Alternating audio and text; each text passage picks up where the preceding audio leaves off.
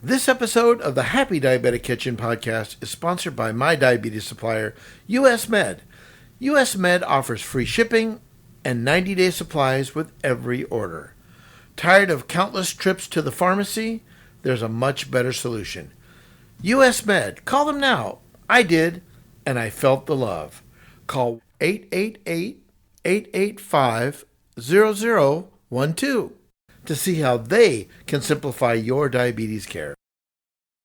Let's meet Jana, an amazing wife and mother of a type 1 diabetic.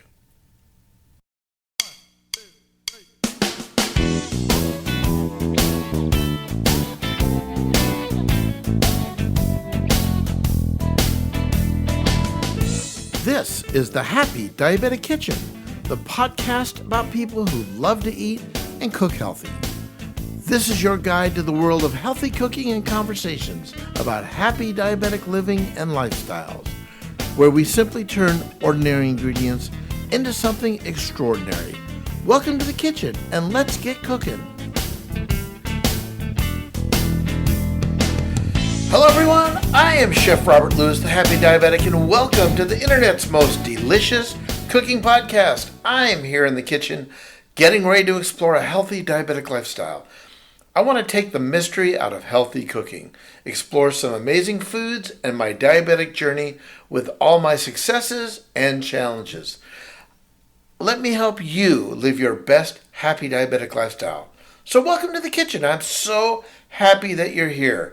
With me in the kitchen, as always, is my son Jason, engineer and producer of the podcast. Jace, how you doing? Hi, I'm doing pretty good. How about yourself?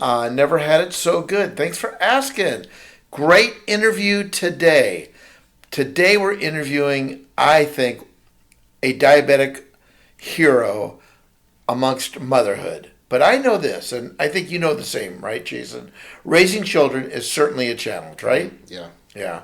So if you're blessed to have healthy kids, being a parent is very hard work.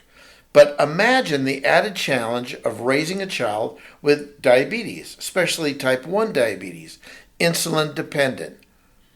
That certainly potentially brings an added variety of challenges for all parents. And according to the American Diabetes Association, the ADA, more than 200,000 American children are living with juvenile diabetes, also known as type 1 diabetes. On the last podcast, we met Annie Smolenski, a young adult living with type 1. Annie shared with us the story of her journey of living with type 1 diabetes as a child. She went on to share how, as a young adult, she is not letting diabetes define life for her.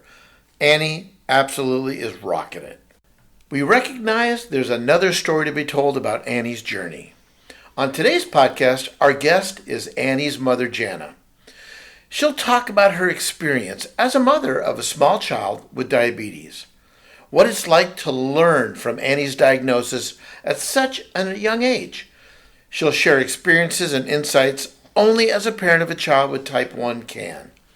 Jana will share how she met the challenges head on and found strategies that allowed her and Annie to have great and remarkable success. If you heard our last podcast, you'll agree that Annie is certainly a young adult who is thriving with type 1 diabetes. So, I'm so excited. And maybe, who knows, Jason, maybe Jana will even share her vegetarian lasagna, which is just amazing. So, what do you think, Jason? Are you ready to go? I'm ready. All right, let's do it.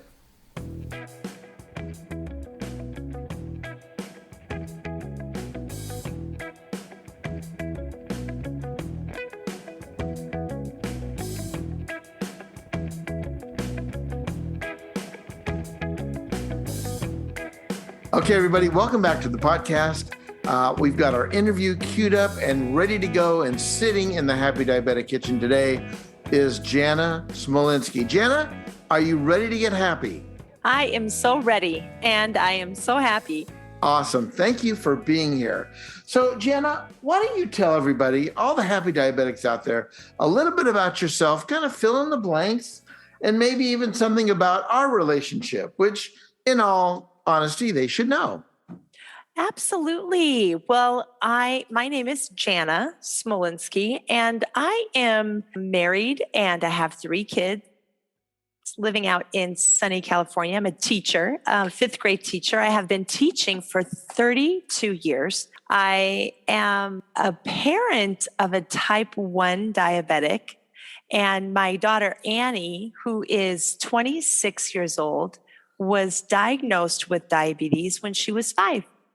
And so it has been a journey for all of us, to be honest. And so I'm so excited to be able to talk with you.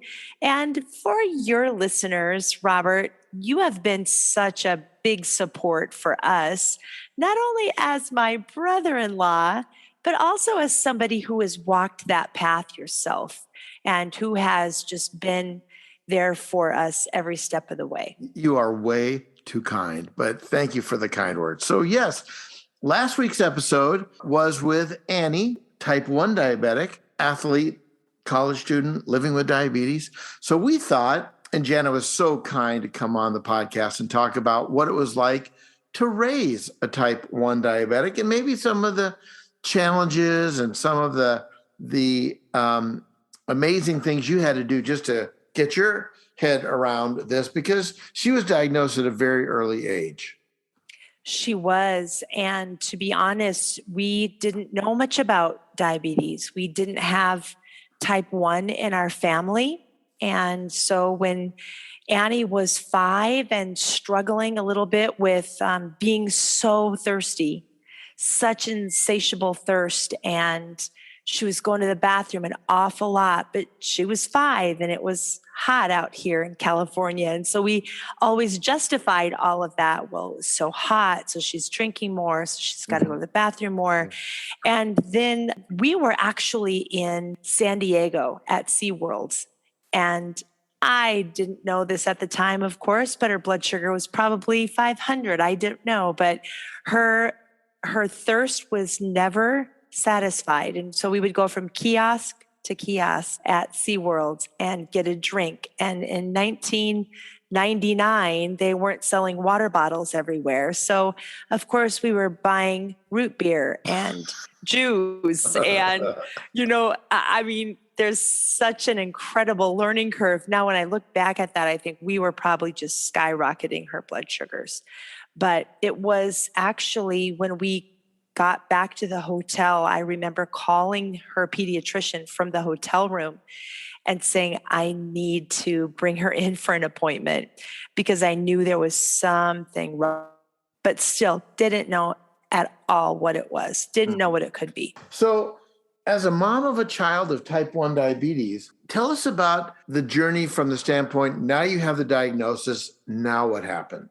I just remember being so terrified and not knowing what to do. The learning curve was so steep. My husband was amazing. He actually kind of took on the role of researcher and numbers guy. And I remember thinking, I cannot even imagine having to teach my daughter the carb to insulin ratio and pricking her finger. And, as a parent, you take that on yourself. And so really Annie's story becomes our story and sort of launched off into educating ourselves in such a new way. I remember walking out of the hospital thinking, can she ever have a Happy Meal again? Will she ever be able to eat pizza? Will she ever be able to, ride horse and all the things that she loved to do? And it literally took me step by step, day by day, just to really understand how this was going to affect her and how it would affect the lives of our other kids as well. She's how old now? She's 26 now. Right. And how old was she when she was diagnosed? She was 5. So insulin shots were happening. Mm-hmm. And back then, I don't think they had the pre-filled pens like they do today, like what I take. You're right. Not that I am aware of anyway. I do remember being so grateful for the support from family who was always willing to say, we'll let Annie come and stay overnight. And, we want to make do a slumber party. And I would always be so fearful because at that point, Annie wasn't giving herself those shots and she wasn't pricking her own finger. And our family members, you and Cindy and all of my other siblings were saying, you know what, let's just teach us how to give those shots. We'll be happy to help. And so I just felt such an overwhelming support by the people around us. Although I do remember in the hospital just wishing that I could see a young girl or a boy walking into the hospital room showing us what it looks like with diabetes. Like, you can live with it, and here's what it looks like. And I just didn't know anyone. We didn't have anybody around us who we could see was living a really full life with type 1. And so it really did take people that were reaching out to us that would say, you know what, it's going to be great. She can do anything she wants to. And I remember someone telling us the only thing she won't be able to do is be a fighter pilot. And I remember thinking, if that's the only thing she can't do, then great. Then you know what? Bring on life. Yeah, that's awesome. So how were the doctors? I mean, were you surrounded by doctors and dietitians and nutritionists and diabetic educators? How was how was all that for you? Yeah, that's a great question. We were fortunate to be close to a medical facility. We went to Loma Linda University Hospital, and they had these fantastic doctors, these endocrinologists. To me, they felt like grandparents. And this doctor would come in and he'd sit down and he would just sit in this rocking chair and talk with Annie. And then he would talk with us. And just like you mentioned, there were dietitians and nurses and people who really came around Chris and I to teach us how to administer the shots and take the blood sugars. And just, I felt like it was such a flood of information at that point, but they were wonderful and we could call them at any time. So now let's go a couple years later. Maybe she's in her teenage years.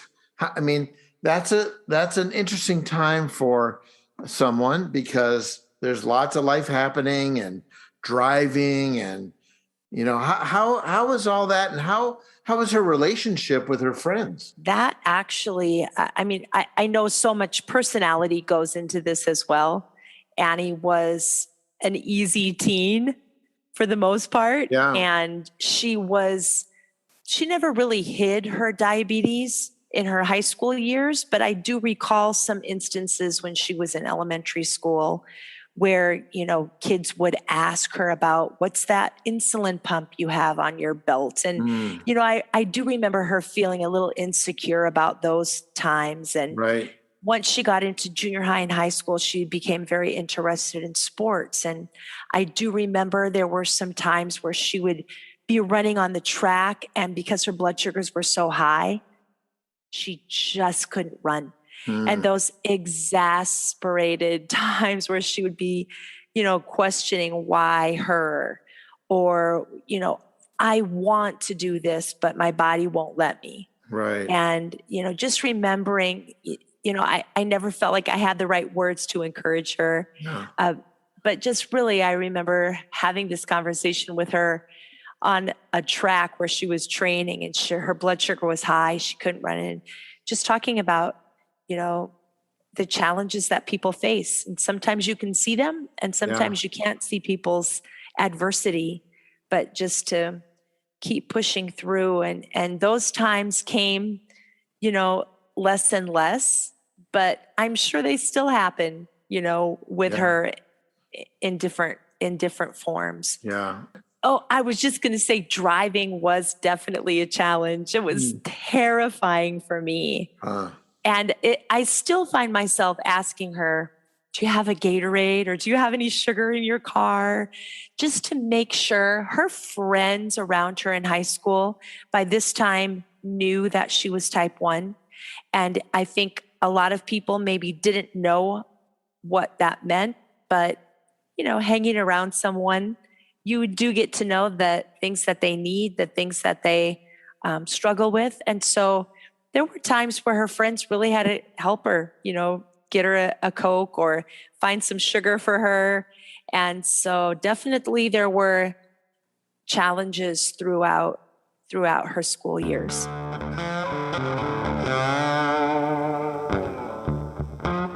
So if you're a mom or a dad or a caregiver of a type 1, if you heard Annie's interview in the last podcast, and if you haven't, head over to happydiabetic.com or go find the podcast episode on Apple, Google Play, Stitcher, wherever you listen. But I would encourage you to listen because Annie's told us about her experience as a volleyball player, hot shot volleyball player in high school. She was a rower in a Division I school, so that's no small task. She's run marathons. So there's life after diabetes. Absolutely. So we just want to give hope to those people out there listening that, don't be discouraged, but it takes some work and some education, and be your best advocate. Mm-hmm. I'm sure you were Annie's best advocate. We certainly hope so. And listening to you talk about that, Robert, it just brings back so many memories. I do remember a time specifically where I just felt like it was such a fine line to know, how much do I want this to be something that she fears? Be careful for a low. Watch out for a high blood sugar. Mm-hmm. She's running in track. I remember she's running in cross country and she's out 3 miles in an area where I couldn't get to her. And those feelings of fear, I just remember, I don't want to project those feelings of fear on her. Yeah. But yet you want them to be aware. Right. And so I remember feeling that was such a fine line. And we didn't want diabetes to define who she was. We wanted her to be great at managing it and to live a full life.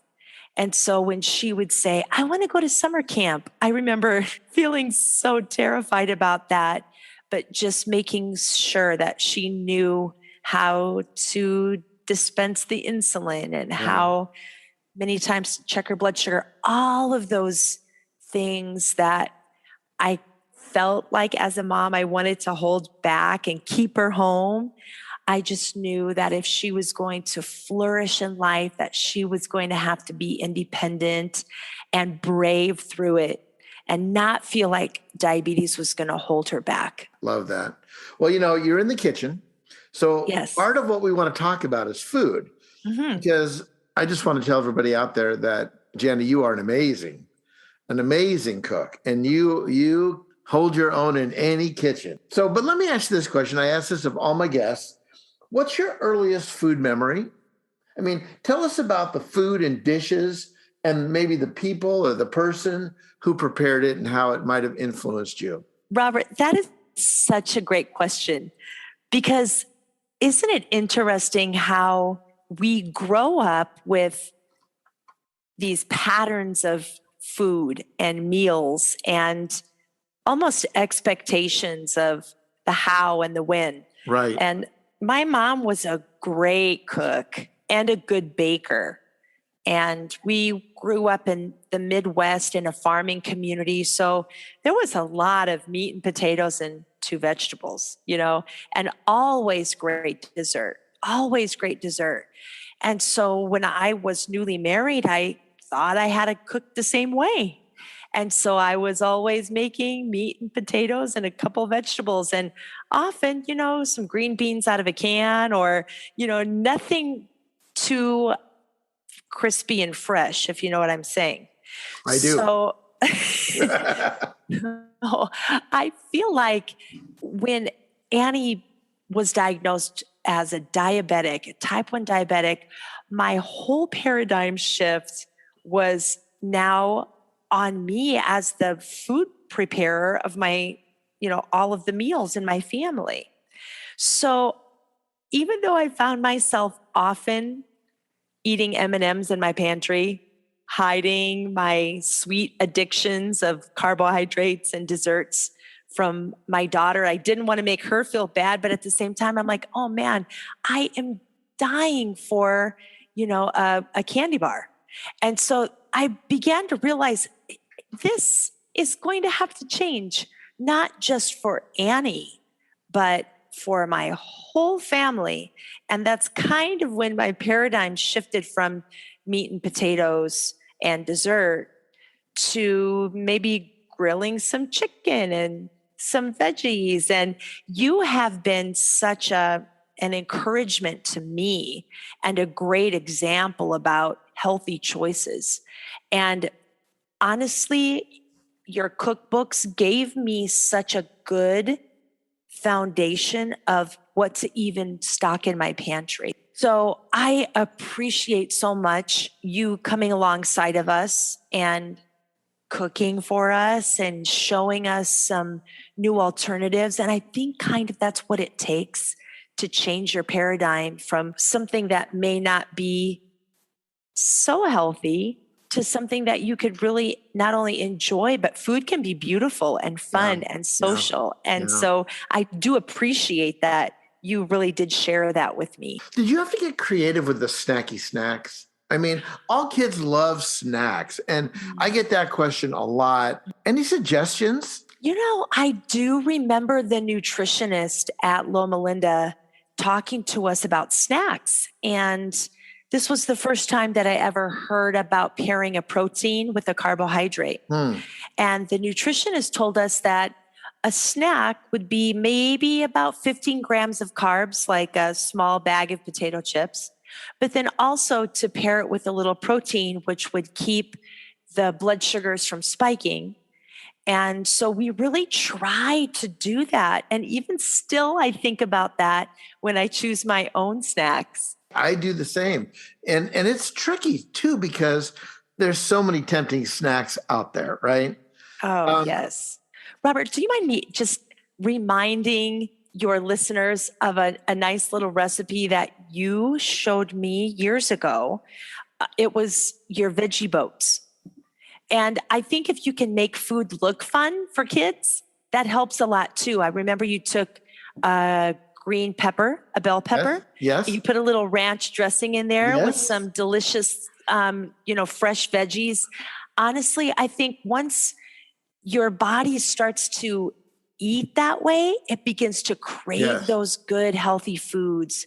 And so, food can be fun, it can be beautiful, and it absolutely can be delicious. So those veggie boats that you're talking about, the recipe is on my website, happydiabetic.com, right on the front page. And actually, it's called Annie's Veggie Boats of Love. So I remember one thing you said about homemade chocolate chip cookies, that they had a very different reaction to Annie's blood glucose than a store-bought cookie. Do you remember that? Yes. In fact, I was just talking to someone about that today, how often we buy cookies in the grocery store or snacks that would say sugar-free, and they would spike her blood sugar just so quickly. But if I would bake a cookie or any kind of baked good, I felt like the progression of your blood sugar, it maybe went up a little bit, of course, but it didn't spike. And so I really believe that if there's a craving that you have, I think it's better to bake it, make it yourself, than to buy the sugar-free or the store-bought snacks. I really believe that. And we've watched that over the years. And now Annie's pretty careful about, not eating too many chocolate chip cookies. But the truth is, I do think that there is something to that. And how easy is it to make homemade chocolate chip cookies? It's easy, and your house smells great. It does, absolutely. Jana, do you have a success quote? Something that you might apply to your diabetic helping mission in life? Well, this has always kind of been a stretch. I think, we heard this quote, and it was referring to World War II. And it was talking about, actually, we heard it at the Anne Frank house, and they said, in any difficult situation, you have three options. You could collaborate, adjust, or resist. And I think about that in a lot of different scenarios. And I believe that it's easy to resist the idea that you have diabetes. And I think sometimes we don't want to believe it, or we don't want to change our habits. We don't want to take the insulin or deal with all of the insurance that goes with it and all of the things. Or we could just adjust our lifestyle. And I do believe that collaborating with people that have walked that same path is so critical. I think it allows us to realize that, we're not the only ones dealing with this.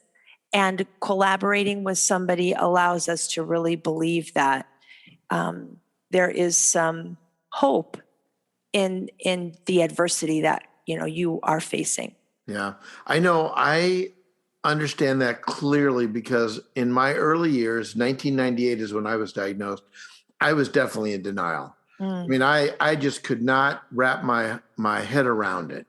And things were not going well for me. And my listeners know this story, but long story short, for me, my diabetic spiritual awakening was a class at a local hospital that my wife Cindy helped me get into. And for the first time in my life, I was surrounded by people with type 1 and type 2 diabetes. And it was kind of like the community. And I was like, oh, there's a lot of people with all shapes and sizes and ages. And all of a sudden, for me, it was like my diabetic spiritual awakening. It was like, oh, I get it. I'm not so unique. I'm not so special as I thought. Although, I still think I'm special. You are special. But that is so true. And absolutely, I can see why that is a spiritual and diabetic awakening to know that you are not the only one and that you can walk through that with other people. It's interesting, but I remember, like I said earlier, wishing there was somebody that would have walked into the hospital to listen, this is not going to define you. And this is what your life could look like. But, you have to take those things one day at a time. Right. And you meet people along the way, right? I remember when Annie needed stitches and she was in elementary school. We were sitting in the emergency room and this nurse came in and she showed Annie the pump that she was wearing. And she said, hey, you and we're alike. We have type 1 diabetes. And Annie's eyes got wide and her smile got wider. And I just felt like I could have just cried, just somebody to come alongside of her and say, hey, you know what? I'm just like you. And I still today, when Annie does that, when she talks to somebody that she sees who's wearing a pump or a CGM, and she asks them about their story and they begin collaborating, it still makes me cry. Yeah. Because I realize just how powerful that collaboration is. Yeah, it totally is. So, Jana, let's talk about the foods that you like and the foods that you like to cook. What are some of your favorite foods to cook or to eat? Well, like you said earlier, there's just so many wonderful foods out there and I like everything. But I have really enjoyed, especially in the summertime, there's so many vegetables and farmers markets and things that you can just roast, right out of your garden, put them in the oven, roast them with a little olive oil. I've even been doing that with chicken, just roasting it in the oven on one big pan. Ah, right. And so that's been really fun for me. I do enjoy, we eat a lot of chicken on the grill or in the oven, a lot of fresh veggies. And I don't know, I really enjoy it most when someone else is cooking it, but I do like to cook myself. Yeah. Your black bean lasagna is to die for. That has been just such a good tried and true recipe. Yeah. I'll put that up on the blog. So look for that, Jana's black bean lasagna. It really is a tasty treat. Absolutely. It's a good meatless Monday dish, that's for sure. Yeah. So, Jana, as we come to the end of our interview, and again, thank you for being in the kitchen with Oh, us. yes, my pleasure. What do you want to tell the mothers and the fathers and the caregivers out there about, what do you want to tell them for those that could be discouraged, for those that maybe don't have quite the medical surrounding of a good medical team as you've had? What can you tell them? I would tell them that their kids can do and really be what they want to be, and that diabetes isn't going to define who they are. It will be something that they have to be aware of and be always prepared for. But I would also encourage them to find a good support, whether it's online. We have such great access now with the internet. So I would really encourage them to find a support group of other kids, other people their age, and even for the parents to find a group, looking online, going to the Happy Diabetic and finding recipes and things that they could actually implement into their menus at home, changing their paradigm a little bit. Yeah. We don't have to eat exactly what we ate when we were kids growing up. And Right. just that, food can be fun. And it's not only good for the diabetics in our life, but it's also good for all of us. Right. Someone once told me if we ate the diabetic diet, we would all be a healthier society. It's a lifestyle way of eating, is the way I like to think of it. Yeah, those are really great words. I mean, life is not over as a diabetic. It's just about to begin and flourish. And, you can do it. People can do it, but it takes some work and some education and some knowledge. And again, I think, Jana, you're absolutely right. Surround yourself with a good team and investigate and learn and be your best advocate. And, you can't eat an elephant in one bite. So take baby steps. Start with some lifestyle changes that are slow and steady and get really good at it, and then move on to the next one. That's a great way to say it. And don't do what I do. Don't eat M&Ms in the pantry, to hide from your diabetic kids. The truth is we all can make those changes. Yeah. I would tell parents to don't make your kids feel like they can't have this, but you can. And, just embrace those new meals and those new eating habits together. Yeah, absolutely. Well, Jana, anything else you want to talk about? Well, I just want to tell you, Robert, that you have done a great job in getting that word out there that, food can be fun, food can be beautiful, and it can be delicious. So thank you for that. Thank you for being such a good support for me personally. Well, you're so kind. Thank you for the very kind words. Absolutely. Yeah, it's great having you. So here's the good news. We're going to take a quick break. When we come back, Jana is going to play my world famous rapid fire round 411. Jana, are you I'm ready for it. There's big prizes too for this. Excellent. I'm ready for the prizes. That's awesome. Okay, everybody, we will be right back.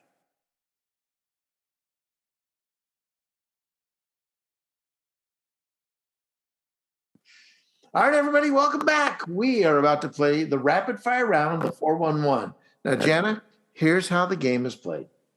I will ask you a series of rapid fire questions. I don't want you to think too much about them, and simply tell us your preference. For example, butter or olive oil, riding a bike or hiking, that kind of thing. Are you ready to play? Okay. I'm ready. There's no right or wrong answer and no explanation needed unless, of course, you want to offer it up. All right, here we go. Fantastic. There we go. Coconut oil or olive oil?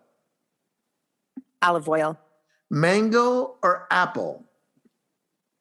Mango. Waffles or pancakes? Pancakes. Grilled chicken or grilled fish? Ooh, grilled chicken. Chunky or smooth peanut butter? Smooth 100%. You're like your sister. Yeah. Yes. I'm chunky all the way. Valentine's Day or St. Patrick's Day? Ooh, Valentine's Day. Yeah, well, you're kind of a romantic person, right? Favorite vegetable? Right. Right. Favorite vegetable? Ooh, I'm going to have to go with right now, cauliflower. Ooh, I like cauliflower. It's a great vegetable. Bacon or ice cream? Ooh, I'm going to go with ice cream. How about bacon ice cream? I love that. That sounds amazing. Coffee or milkshakes? Coffee. That's a hard one, I know. Superhero or super villain? Superhero 100%. Merry-go-round or roller coaster? Roller coaster front seat. Yeah, not me. Finally, Jana, if you could break bread with anyone, have a dinner party with anyone, past, present, who would it be and why? That is a great question. I might have to say Oprah Winfrey. Oprah. Why Oprah? I feel like Oprah has such a broad connection with so many people, great ideas, widely read, and she lives in such a beautiful area in Santa Barbara. So, yes, I think I'd like to go to Oprah's house and break bread with her. Could I cook for you guys? Could you? I would love that. I would love it too. I'd love to cook for you and your family anytime. All right, Jana. Well, listen, Thank it's you, been Robert. great having you on the podcast. Thanks so much. Have a great rest of your day. Thank you so much, Robert. It's been a pleasure. I sure appreciate you. You are so welcome.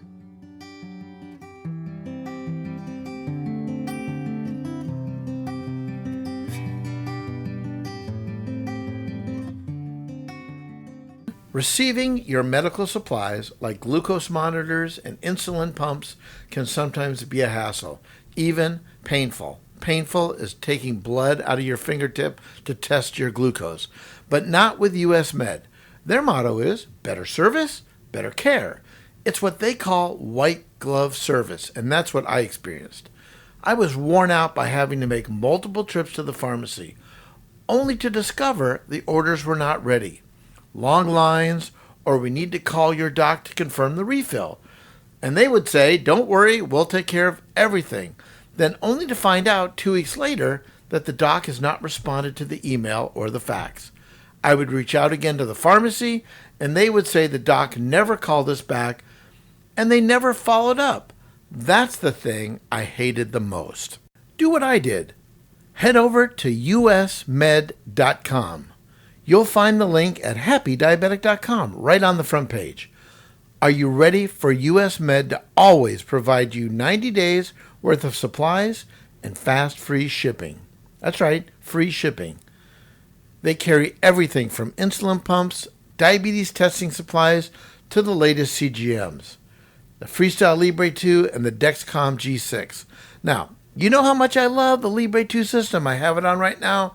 It's a great system, but to have it delivered simple and easy was amazing.